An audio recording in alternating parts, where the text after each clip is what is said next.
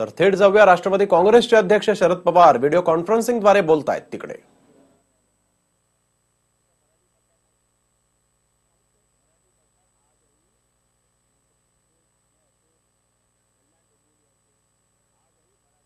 महत्वाचं तंत्र आहे, आपण याच्याकडे पूर्वी कधी बघितलं नाही आणि ही गोष्ट खरी आहे की आज भारतीय जनता पार्टी 5 वर्षाच्या पूर्वी सत्तेवर आला, त्याच्यामध्ये सोशल मीडियाचा लाभ त्यांनी फार मोठ्या प्रमाणात घेतला।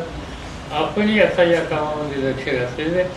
माझी आग्रहाची सूचना आपल्या सगळ्यांना, विशेषतः पदाधिकाऱ्यांचा, की नव्या पिढीच्या घटकांना सोशल मीडिया आणि या टेक्नॉलॉजीच्या संबंधीची अतिशय आस्था आहे। या आस्था असलेल्या सगळ्यांना संघटित करा, त्यांच्या बैठका घ्या।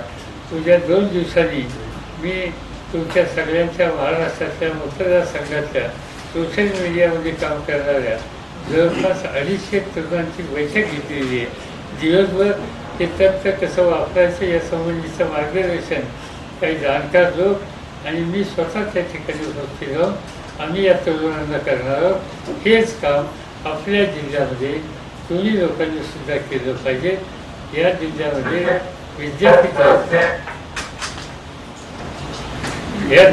विद्यापीठ आहेत, महाविद्यालय आहेत, जागृत तरुणांची संख्या मोठी आहे। त्या सगळ्यांना या कामाला तुम्ही प्रोत्साहित केलं पाहिजे, ही मला आग्रहाची सूचना करायची।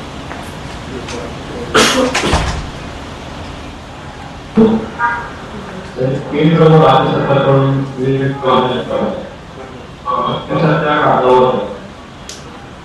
त्या वेगवेगळ्या योजनांची माहिती आपल्याला मिळेल।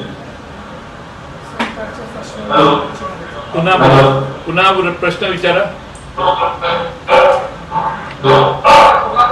पुन्हा प्रश्न विचारा। तर आपण बघतोय शरद पवार व्हिडिओ कॉन्फरन्सिंगद्वारे यावेळेस अनेक कार्यकर्त्यांच्या प्रश्नांना उत्तर देत आहेत आणि राफेल काही लोकांच्या फायद्यासाठी करण्यात आला असं देखील शरद पवार म्हणालेले आहेत।